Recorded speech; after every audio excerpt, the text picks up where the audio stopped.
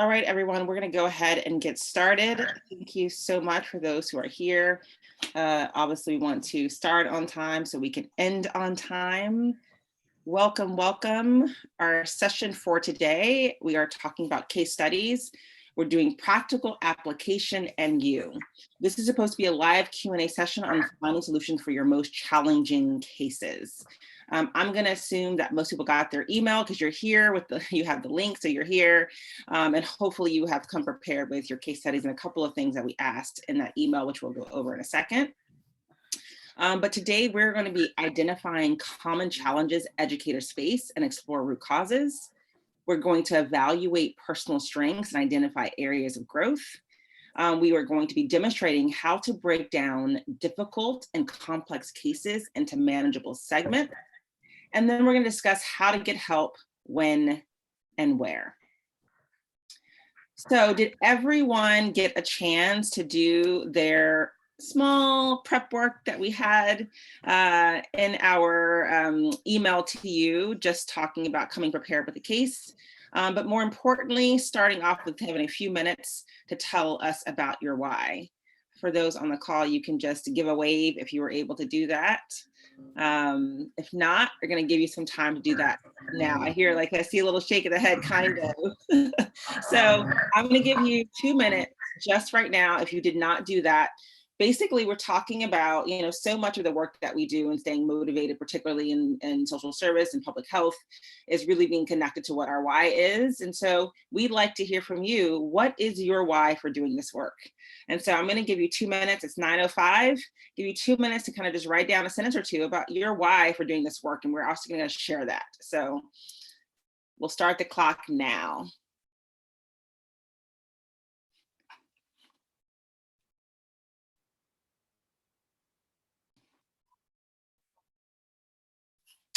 We're back. So hopefully you got a chance to write down your why. I can take whoever wants to be the first volunteer to share their why, or I can call on people. So hopefully someone will be brave and say we'll go first. You can physically raise your hand, or you can, oh, thank you, Ashley. Go ahead, Ashley. So I think my main two reasons, first of all, most of these visits that we have are with our mommies. I really like to think that I'm providing that safe space for them to talk, to be listened, to be heard. And I'm kind of hoping that it kind of reciprocates with them and their children, that they're able to hear out their children. And, in little ways, they're, such as their little feeding cues, or, once they get older and, really listening to them and what they're saying or telling them, building that trust and connection within each other. And then another one that I think it's just kind of on a me personal level, I think it's mostly based on the fact that these are the babies that are growing up into the next generation, right? Ideally, I'd love to think that everybody could be as healthy as possible. And just also like these are the babies that my baby is growing up with. So that's more on a personal level.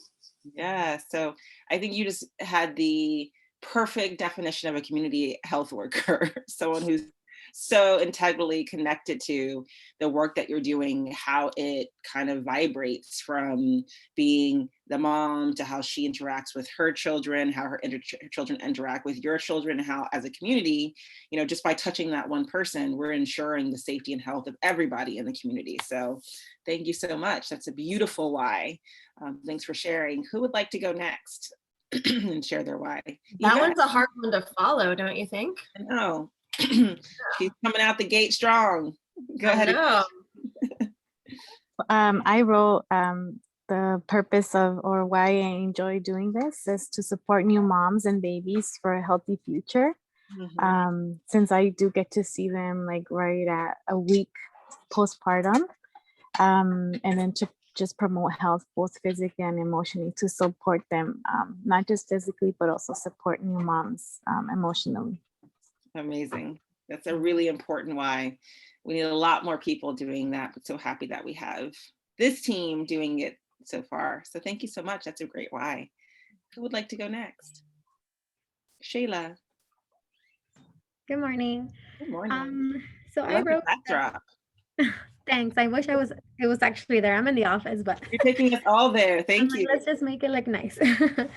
So I wrote that I do this to be that support for mothers and families that sometimes they may not have physically because either family is not there or they just may not have that support system. And so I think we come in and become that support for them, and then we help guide them. And I also think that I like to help the mothers and families in our community succeed and achieve the goals that they want, not just for themselves as parents, but also for their families as a whole. So, yeah. That's a really big why. And I'm just thinking about, I mean, because I think you guys all have this common thread of understanding how you just touching the one person, your client, really does have a larger effect on the community as a whole. And I think sometimes you underestimate how special it is, the work that you're doing, that you don't really think like how big it is and how far out it vibrates. You know, thinking about, say, the stressed out mama with a 2-week-old and has other kids running around, maybe she has a partner that's working and she's at home all day, and you come in and give her that 45 minutes or 30 minutes or an hour just to focus on herself, to ask questions about how she's doing, what that does for her interaction for the rest of the day or the rest of the week or the rest of the month. Like, are we talking about speaking, you know, in more mindful and connected tones to their children because of the interaction they had with you? Are we talking about being able to communicate better with a partner because they were able to have this experience with you of being listened to and validated and heard and spoken to in this manner? And so it's just, to me, like, it's even hard to quantify like how big it is just you having this one touch point with, you know, usually I feel like the matriarch is the one who does tend to wield the kind of sense of values and whatever in a family. And so you having that connection and really shoring her up and scaffolding her has such a big mark on the community in which she's in. So I think you're bringing up that, Shayla. I'm just blowing that up even more because I think that we underestimate, you know, how the 45 minutes or an hour that you're spending with this family, what it really does, you know, from the social service perspective. And just, you know, when we have clients who are being modeled to in the way that they are respected and talked to and validated, and they're then doing that with their children, we also are talking about breaking cycles. You know, how many of our clients didn't have someone who spoke to them in kind and warm manners when they were growing up, didn't talk to them about, you know, connection and play and the things that, you know, make, you know, being a parent one of those gateways to having healthy, whole adult children at some point. And so it's just, you know, fascinating how much just one visit per week can really have that effect to break cycles. So just wanted to blow up what you said about that, Shayla. So thank you for sharing. Who would like to go next? We had Shayla. Who else do we have? I'm just looking to see who's on. So for those who just jumped on, we were sharing your why. So in your email, you were asked to kind of come up, what is your why for doing this work? You know, nothing, you don't have to be Hemingway with it. Just give us you know, a sentence or two. And so far we have had a few jump in. If someone wants to go and raise their hand, or I can call on someone, however you prefer. I think I can go next. My internet's a little sketch, so I'm sorry if it pops out halfway. I'm Lynette, welcome baby at Miller's. But I think it's very similar to what everyone's talking about and what you talked to, Brandy, too. It's the connection, it's the support. I even put ripple effect. A lot of the work that we do, we're not going to see for generations. And you know, we're that one little pebble that drops, and, you know, the little ones are affected.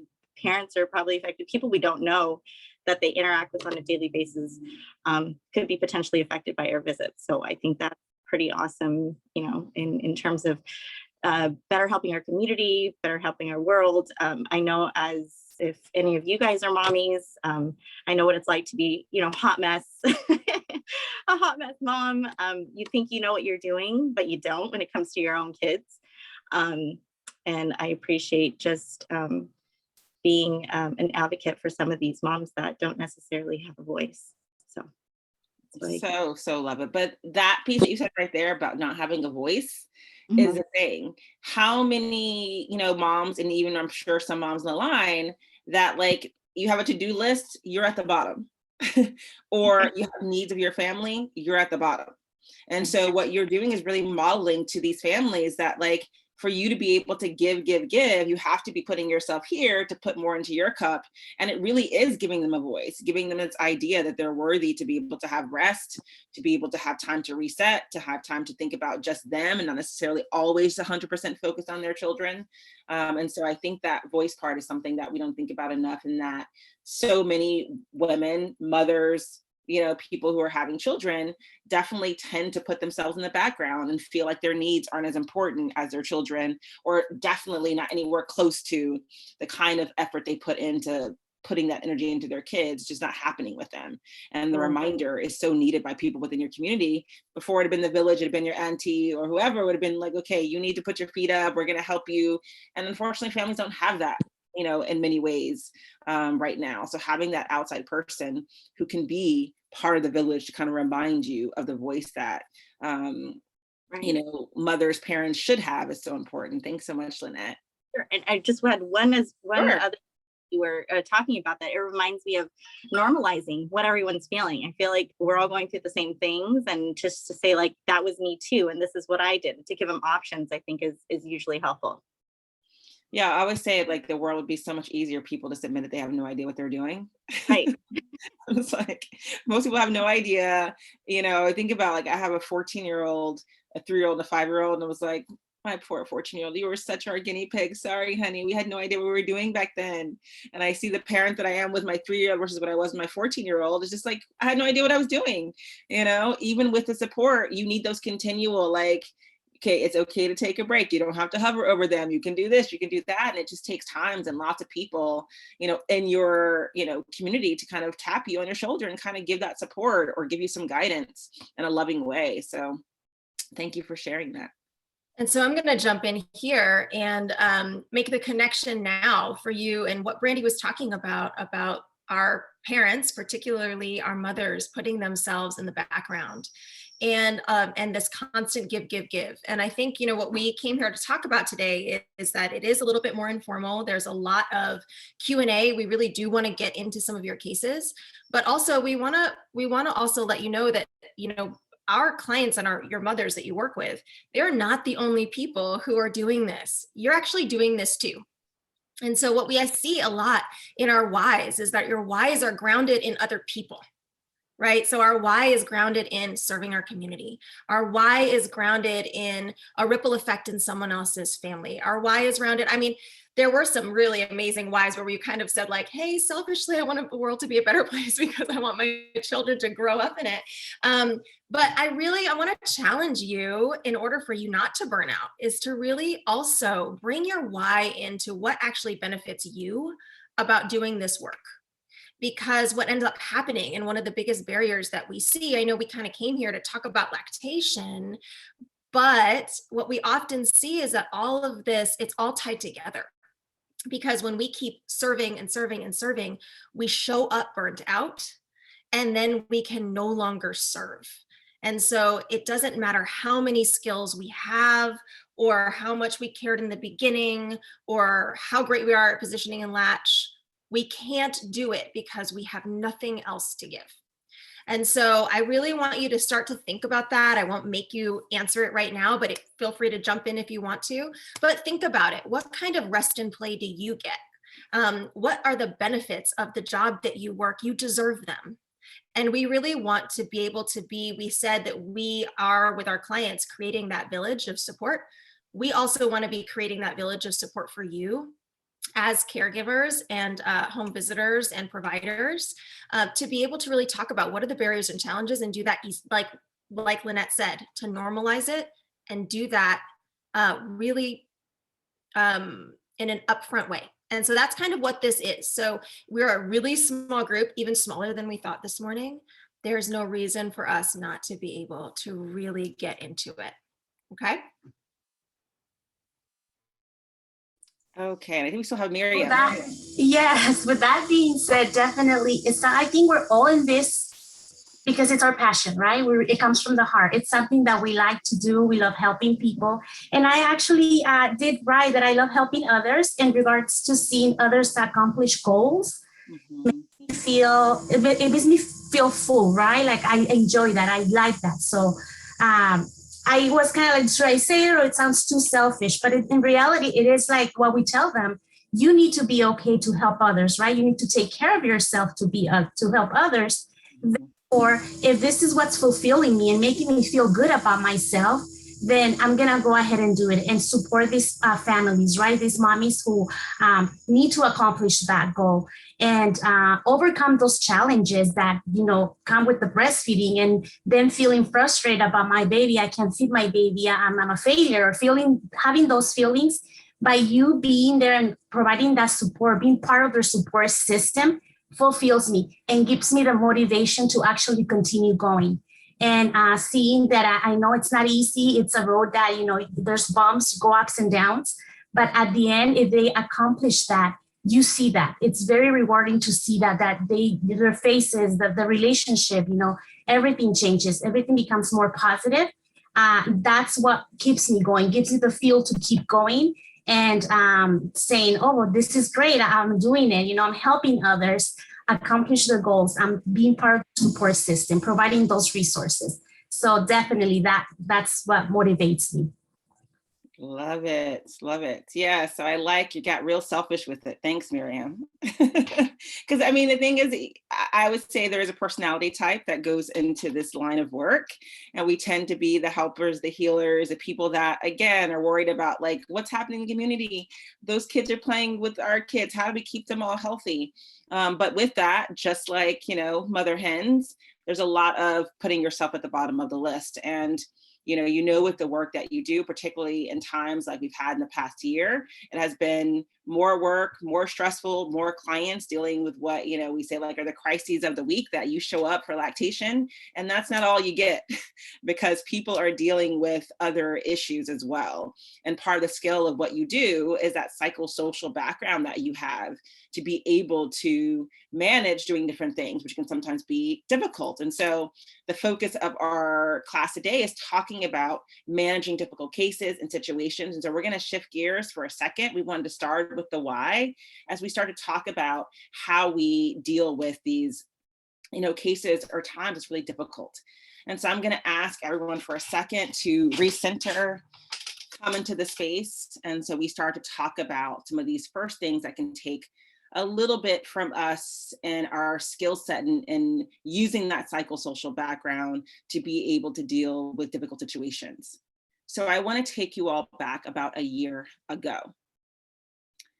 Thinking about May 25th, 2020, that might sound familiar to some people just hearing that date.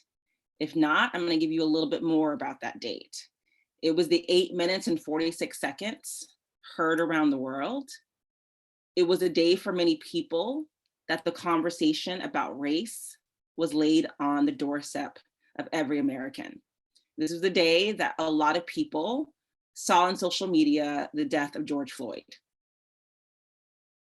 And so now there's only a before May 25th and after May 25th. We can no longer pretend that race is not a factor in everything that we do. And so what we have for you as our home visitors is the question. Pretend today is May 26th, 2020, the day after a horrific event just as we had on May 25th, 2020 last year. What barriers do you think that you would face showing up in your skin to a family who has watched what's unfolded on May 25th and maybe identifies with him? Maybe they look like him, maybe they see their son or their husband or their cousin in him. What barriers might you experience showing up to that family on May 26th in your skin? I'll give you a minute to think about it. And we really want to think about you know, we're talking about breastfeeding, we're talking about lactation, but one of the barriers that you're going to experience is that people are dealing with very real social issues when you show up to do the work, because you still got to get this baby latched. You still got to help the mom with the cracked nipples, but how do you engage? And one of those things being aware of what the barriers are and knowing that. So when things like this happen, you know how to show up and do the work of breastfeeding support, but also create that space for people who are dealing with the situations that we see happening on a weekly basis here in the United States. So I want you to have 1 minute to think about what barriers do you think that you face showing up for your breastfeeding consultation on May 26, 2020 for this family. Take a minute to think about that.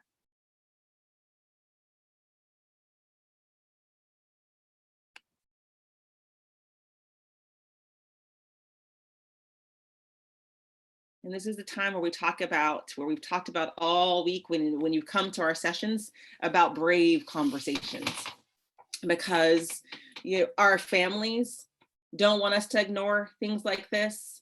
As professionals, we don't want to ignore conversations like this. And definitely if we're talking about managing difficult cases, one of those things is going to be race and culture can be a barrier to us being able to provide great interventions and outcomes for the breastfeeding diet. So who would like to jump in, dip their toe in the water about what might be a barrier for you showing up to this family in your skin? There are no wrong answers. Hi, it's Lynette again. Yeah, Lynette. I think it's funny that you bring this up, because something just popped up on my feed the other day, and literally that day after, I think, were the curfews, right? Everyone getting home by 6 o'clock or even 4 o'clock, depending on where you lived. I think just addressing that. And I think at the time we were all doing virtual visits, so it might have been different too. But in terms of the in-person visit, acknowledging that safety in their area is key. That's the first thing that came to mind. Yeah. And so thinking about that, we know that you all are experienced when it comes to psychosocial stuff. Like you've studied it, you go, I'm sure, to all the trainings, you have the background. And so we're not even so much, coming here to say like, these are the skill sets you need to be able to create spaces. We know that you know how to do that at this point. What we're asking is, you know how to create the safe space, but there still might be some barriers to you showing up in your skin as you are when events like this happen.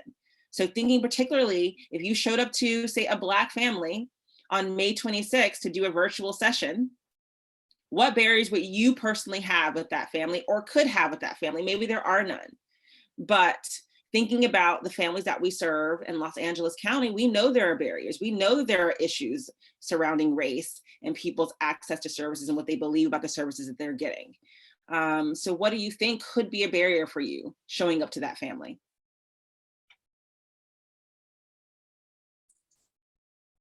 I think I think it all has to do with the feelings, right? Acknowledging how they're feeling, what they're thinking about. Just connecting. The very first thing you're gonna do is, hi, how are you doing? And then the conversation might come. It could be like their worry, the fear, the feeling of fear, wondering, what's happening. Also, anger, feeling stressed. So all those can be barriers to actually follow through with your session or whatever it is that you're to do. So you think about that, like, I'm gonna come into this family. I know my family. This is my family. This race. You think and you wonder what it's going through their mind. So just being aware of how you're gonna start this visit, this conversation, can help you and guide you through what it's gonna come next. Thinking of what they might be feeling, right, and how is that affecting, or how is it gonna affect our session of breastfeeding, helping support. So just thinking of those things, kind of like, okay, their feelings, is this really affecting them? How is it going to affect it, and how is it affecting me to be able to go forward with it? I know, like you said, we come in for that, we're here for breastfeeding support, but yet we also have to acknowledge what people are going through and what they're feeling and not dismiss it, because it's probably not going to go well it would dismiss what they're feeling. So maybe acknowledging is a big one. Mm-hmm. Thanks, Miriam. I think you were going to say something about Yeah, kind of like similar to what Miriam said. What I would think is a barrier would be, you know, since it's so recent, you know, the next day, I would think that there's going to be anger. There's probably not going to trust, you know, have some trust issues with me, maybe some resistance, and probably breastfeeding is the last thing on their mind. And so addressing, you know, validating their feelings and addressing the you know, talking about that first. Right. I don't think when I've had families who are going through emotional concerns, breastfeeding is the last thing they're thinking about, and so we want to cover, you know, address this issue first. Right. And so you bring up a good point of resistance. And so everyone here, I'm assuming, is working in LA County, or you wouldn't be on this call. And so we want to, you know, acknowledge in LA County, thinking about serving in underserved areas, we're most likely dealing with BIPOC families, Latinx, or African American.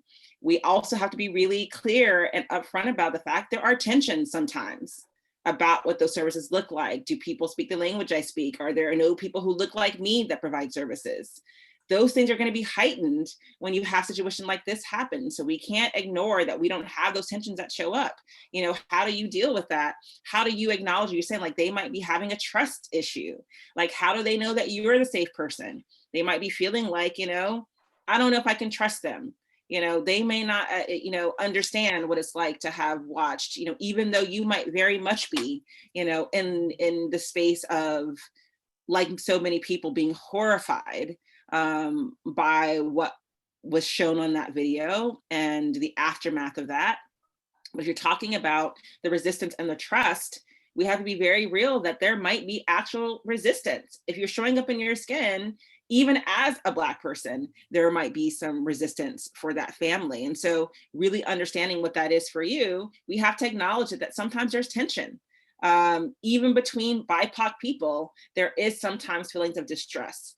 And so we want to make sure that we're acknowledging that. And I think, Miriam, you had a good point, and sort of debate about, you have to deal with that first.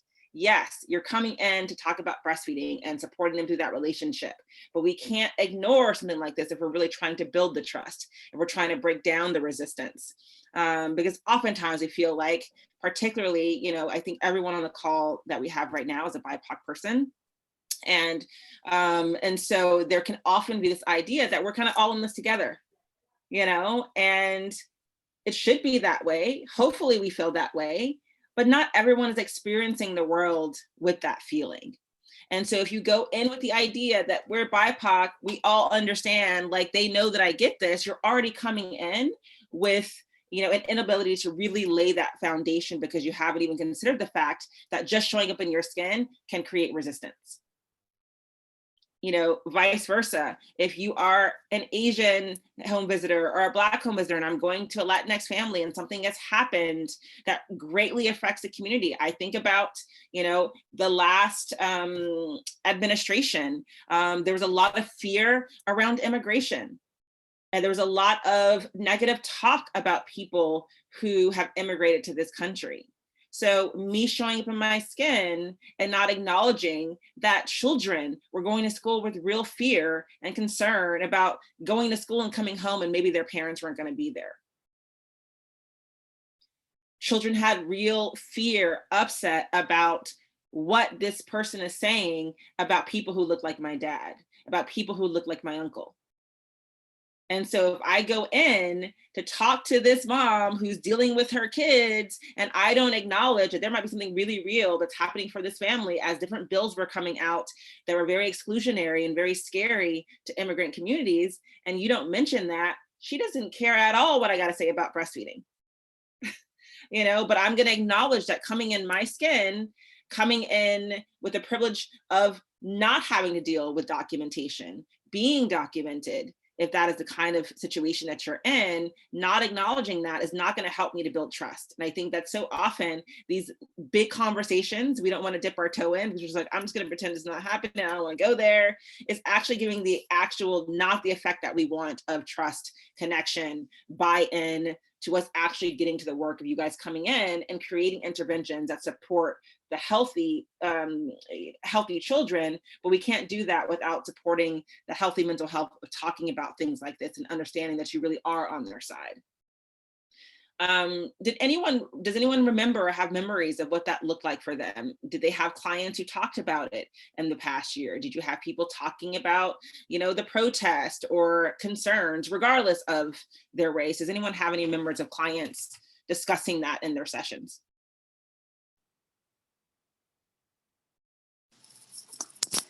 From what I can remember, it's a little foggy because I was also pregnant. Yeah. But I remember the prenatal clients that I did share with, there was a lot of fear. Mm-hmm. And so I just remember them, talking about fear of the protests and the shutdowns and just everything kind of, closing early.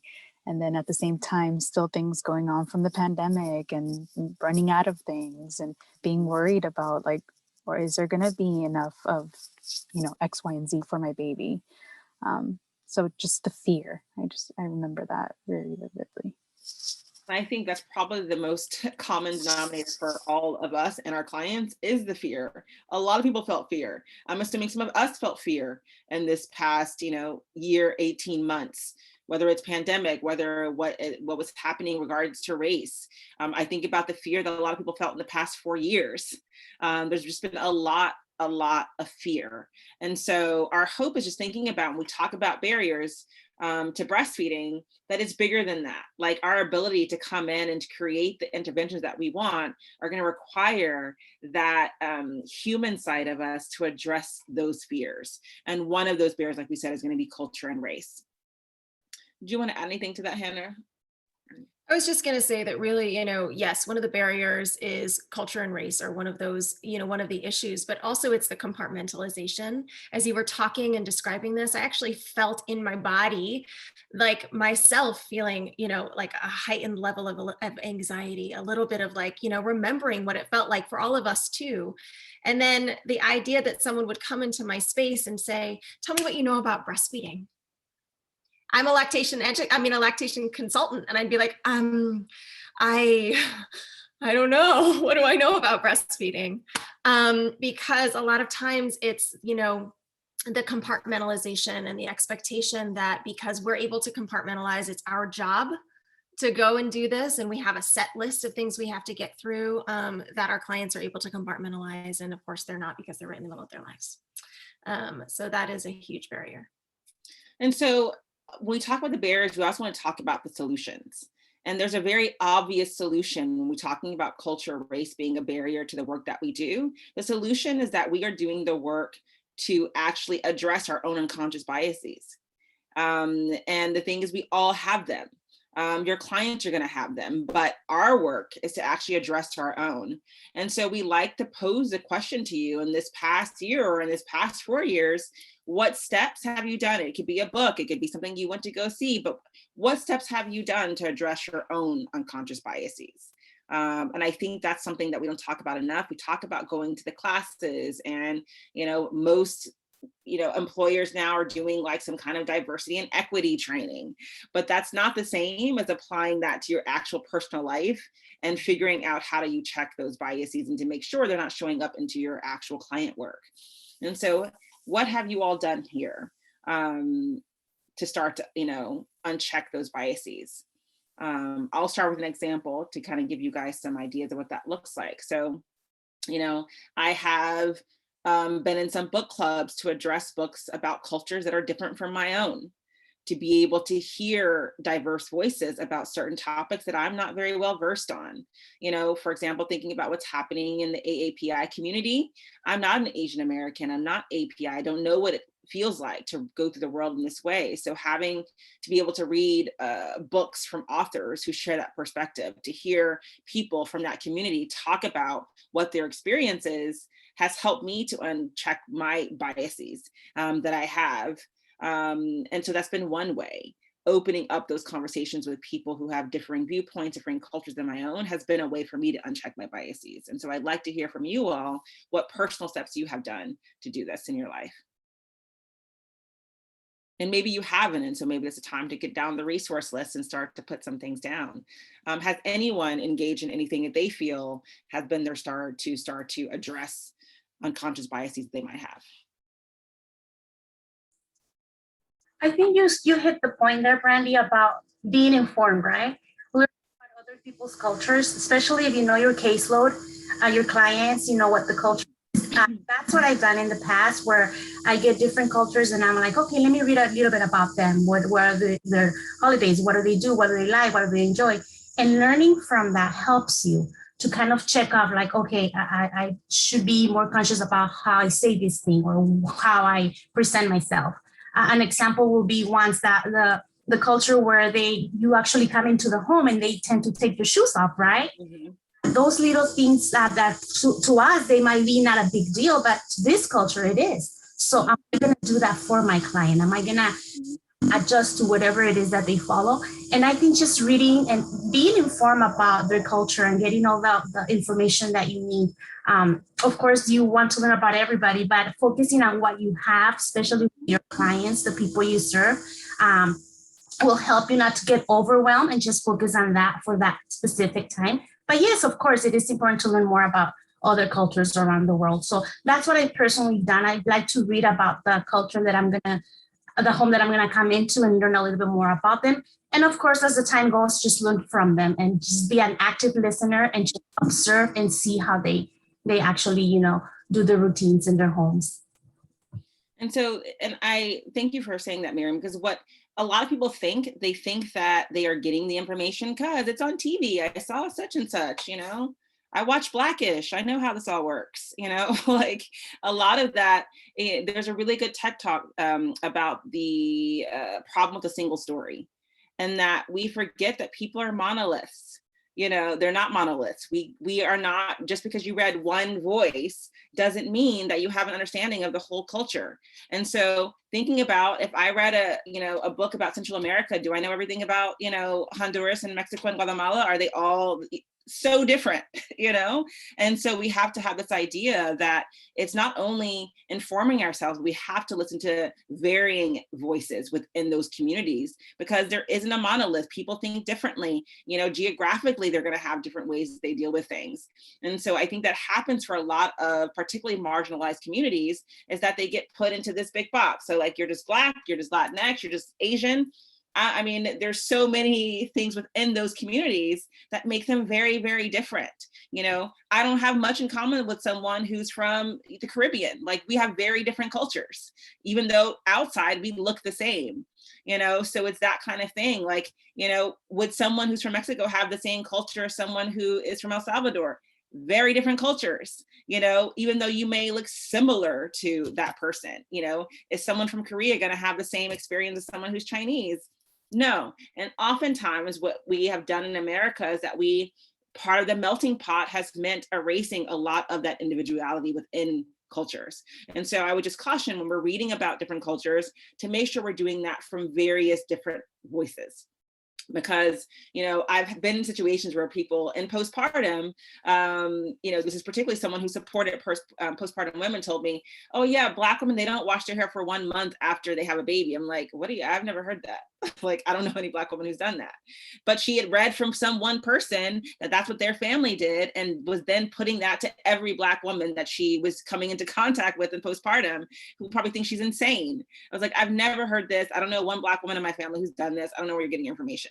And so again, it's being careful not to just take one voice and run with it, because there is such that monolith. So thank you for mentioning that, Miriam. Anyone else can speak to any kind of work they have done with unconscious bias? I sort of agree with Miriam. I had like a similar experience. So in my previous job, I worked with very different cultures. And I sort of felt that anxiety sometimes, because I was going into these homes and I didn't really know anything about their culture, or like who they were, what they did, because I didn't connect with them. It was just so different to me. And so, like Miriam said, like I would read about a little bit about their culture, and as I got to know the families, I would ask questions, get to know them, and I noticed that parents like were more open to me or more trusting because I was willing to learn about who they were and what their culture was. And I worked with like very different Asian communities, and some were Chinese, some were Korean, and everybody was very different. So I learned to differentiate. So that's where I was checking my biases as well, because I was like, oh well, yeah, they're Asian, but they're very different. Like they're not the same person just because they're Asian. So it was just like a combination of me learning on my own on the outside, and then also learning from them, like Miriam said. Um and that sort of helps take that anxiety away when you're entering into these homes not really knowing what to expect, and then that kind of lighten the load a little bit and makes you feel a Right. little bit better about how you're going to support the families. But it lightens the load for the family too, which you really talked about, which is the important piece of this, is that you didn't put the onus of education on these families. You have to go out and do your own work, and it's okay to ask questions, but the labor cannot be completely on the person from that culture to do your work for you. And so I love this idea of like doing what you can to learn, but also just asking people, do I need to take my shoes off before I come into the house? I'm not going to assume that's what you do. I'm going to ask, is this a shoe on or shoe off house? I ask that for every client when I'm doing a visiting session in person.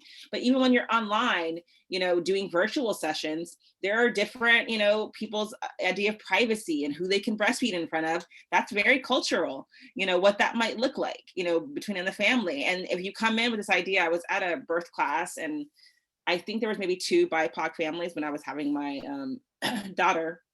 And there was this thing like, I don't care who says you can't breastfeed, you can breastfeed anywhere you want. You can just whip it out. You can do whatever. And I'm like, that sounds great. But some cultures, that's not going to be okay. Like, I think my brother-in-law would faint if I was breastfeeding in front of him. Like, he is very much like Black, Southern, Christian, and like that's just not something that he personally is comfortable with. Doesn't mean that I have to change who I am, but I'm going to be cognizant that in that culture, part of my family, they might have some idea that like people should be covered up, or women should, not breastfeed in front of like other male non-husband family members. And so when we come in with this idea of like how it should be, especially if it's coming from a Eurocentric idea of like how we show our bodies, what we do with our bodies, then we shut out people's cultures and kind of can't hear from them what's, possible. So like, do they need to go to a different room to be able to do the session with you? Is grandma going to be a part of it because she's the one who's going to be supporting her? Those kind of things provide that base and help us to be able to actually go in and do the breastfeeding work that all of you are so passionate about doing. So thanks so much for adding to that, Shayla. Anyone else on this? I can go next. I'm finding myself a lot more curious, having a lot more conversations with friends who have different perspectives, and just, saying, no question's a dumb question, right? And then opening up that dialogue and just having intimate conversations. So, you can go into bigger groups and you hear all these different perspectives and you kind of get confused because everyone's thinking different things, but just sitting one-on-one and just being vulnerable and having these, just awkward conversations sometimes has been helpful for me to learn. I know a lot of the ladies mentioned just kind of educating yourself really is the point of it. And then in terms of lactation, I'm finding myself being overly, not cautious, but just I ask a lot of questions to learn like their preferences. Can I touch? Can I do this? What would you like? Daddy, are you okay with folding? Am I okay calling him daddy? But it's like, are you comfortable doing this? Like just really laying it out there, even though it kind of feels like overkill, but you don't know what you're walking into a lot of the times. So I'm IBCLC at bedside and a postpartum unit. So like going in there, touching a mom, can I put this here? Do you want to sit in the bed? What do you prefer? Like, it's a lot of like question asking, and it might feel like overkill for a mama, but I think it's helpful to learn what that family's particular preferences are and what they're comfortable with. And I think that's important because, in outpatient, like now there's a problem, the hospital wasn't enough, having community care isn't helping them, like they need to see a lactation consultant. Oftentimes we're going in, a lot of the breakdowns have happened because people who were serving them had a lot of unconscious bias. And so, you know, we talk about like, what does race and culture have to do with breastfeeding? So much has to do with it. When we think about who has the lowest breastfeeding rates within our country right now, it has to do with race. A lot of the support that people are getting or not getting has to do with unconscious bias. You know, when I was doing my lactation training, I was actually working as a social worker at a hospital. I wasn't doing lactation yet. And the lactation consultants in that hospital would decide who they wanted to see based on race, and who they thought wanted to breastfeed or not. So they would look at the census and see, oh, okay, she's Black, she's not gonna wanna breastfeed. Or she's Latina, she's gonna do formula and she's gonna breastfeed when she gets home. Like, that is what's happening in these spaces. And we think that it's people who just don't look like us, but sometimes it's people who do look like us, who do look like that client who's also adapted these unconscious biases. And that is the breakdown that clients are having when you see them in the home. You know, people, I remember when I was, you know, going for my checkups or whatever, the one lady was just like, is baby daddy gonna be present? And like, you mean my husband? You know, that's an unconscious bias. Why did you assume that I have a baby daddy? Why do we think? There's a lot of unconscious bias. And so thinking about this, you know, I've had, you know, some of my clients say that someone said, oh, do you have multiple kids at home? Why would you assume this woman has multiple kids? Did you look at her census? Did you see what her history was? It's coming from bias. And so when that happens and someone comes into their space to support them and starts off with that, what do you think happens? They close up, they don't communicate, they don't say what problems they're having. And so then they go home having not had any questions answered. They go home not really understanding how they're supposed to get this baby latched on, what was supposed to happen, because the barrier for them was that there was a lot of unconscious bias coming towards them, and their way of dealing with that was shutting down and cutting that person off. And that happens so often. And so it's something what we have to discuss this in our trainings, we have to discuss this within our industry, because so much of that is actually causing families not to breastfeed, because they're being met with that, and their way of dealing with it, just like, you know what, never mind. You know, it always pains me. You know, when I worked bedside, I was a inpatient at Kaiser for lactation, and I would see moms on their 4th, 5th, 6th kid. I'm just like, oh my God, no one ever showed me how to do this. I would have breastfed my other 3 kids or my other 4 kids had someone spent the time explaining this to me. And so I'm thinking to myself, how did this mama go to a hospital 4 times and no one supported her in breastfeeding?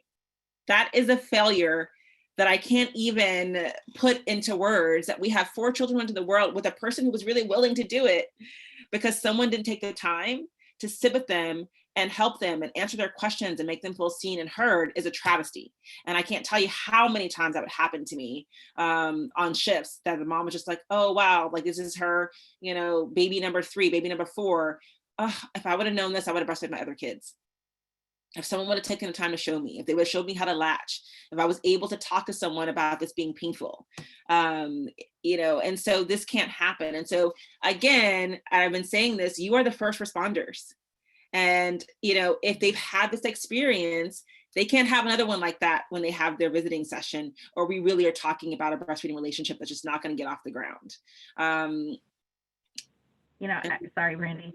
As No, you're talking, I'm thinking about, like, I know we talked about earlier, like the reason why we do things is kind of like the ripple effect. I almost think of it as an opposite ripple effect for the patient. Like if they have that one awesome healthcare experience, like, and they've had these biases and experiences before that have shut them down, we could be that one ripple to essentially open them up to be able to receive more messages in the future and maybe mend that relationship that they have with healthcare, you know? Yes, it's normalizing. You know, I used to say, like, I was grateful, but also really sad when BIPOC families would be so excited to see me come in the room.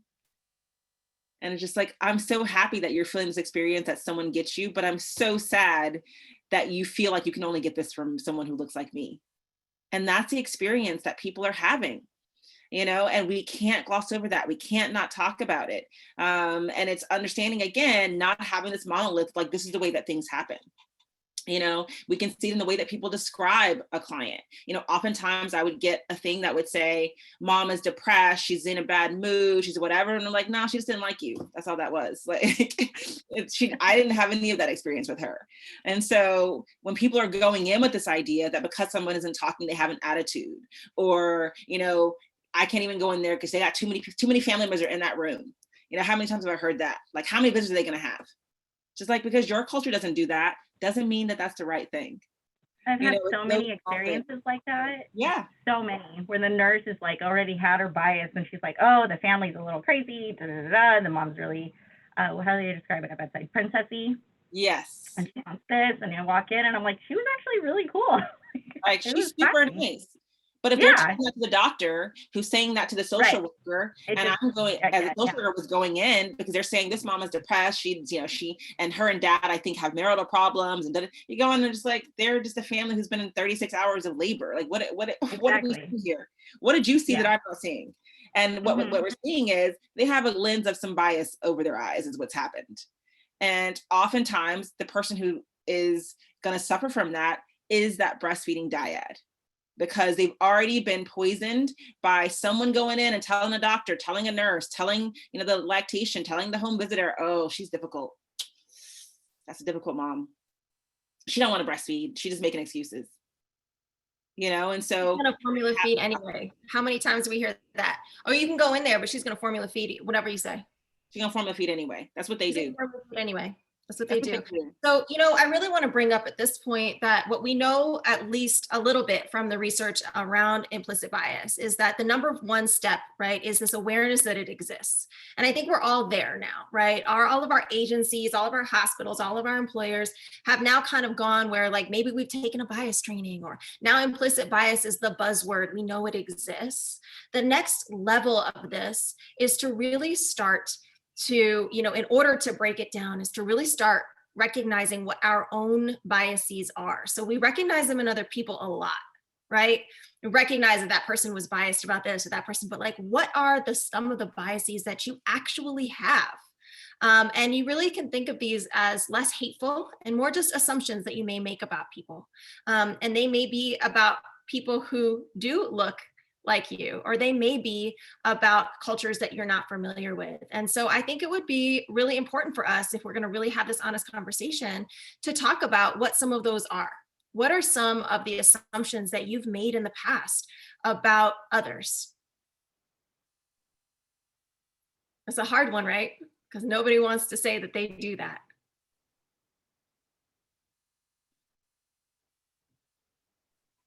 I think it is true, Hannah. I think it is in the past, maybe before we even got educated and learned more about this, we've all done it. And I think comes when we ever have like a new client or a transfer from another home visitor, for example, that we meet, right? This is the client I'm going to hand out to you. And then this home visitor starts saying and sharing about the client's like this, the client's like that. Right. And you start thinking, oh my goodness, what am I getting into? How am I going to come into this home? How am I going to approach this first? How am I going to approach the client this first visit, you know? And you start thinking about that. And you already have that in mind, that this client is this way because this home visitor actually told you this is how she is. But, you know, with the learning experience, the information that, you know, personally I've had, I've learned to kind of just put that aside and saying, you know what, this was your experience with this client. Let me come in and just hear from her.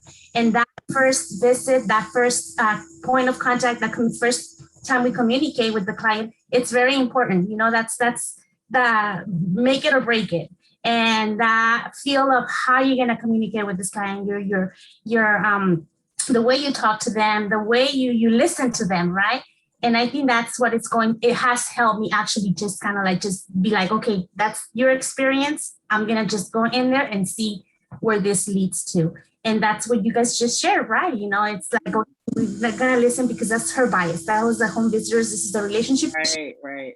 For a reason. So I'm going to build my own relationship with her and then go from there. But I think we have all been there and kind of like bringing this into the first visit and saying, oh my goodness, what am I getting myself into, right? Mm-hmm. Like, oh, everyone says she's crazy, you know, like you have those, or she doesn't want the help, or she, you know, like whatever. We have to, if like, again, I always say beginning how you want to end. We're going to go in with the idea that they do want the support. They do want the help. They do want their baby to be healthy. And if we're getting a vibe that they don't want that, or other people did, what's coming up for them that's making them not feel they can access these services? So I'm still going to look at it from a strengths-based perspective, and that this is maybe a defense mechanism. Maybe they were burned before. Maybe they have had people say certain things to them. How can I make sure that the decision they're making not to access services, not to utilize what I'm giving them, isn't based on past hurts or fear, et cetera. They're able to make their own educated decision. And then we can go from there. If they don't want it, fine, but not using what other people have said about this person to shape our own purview. So with that, it'll be a great time for us to take our first break, our one and only break. And then we'll come back to one of the other things that we believe are one of the big barriers to managing cases. And then we'll go into your case studies.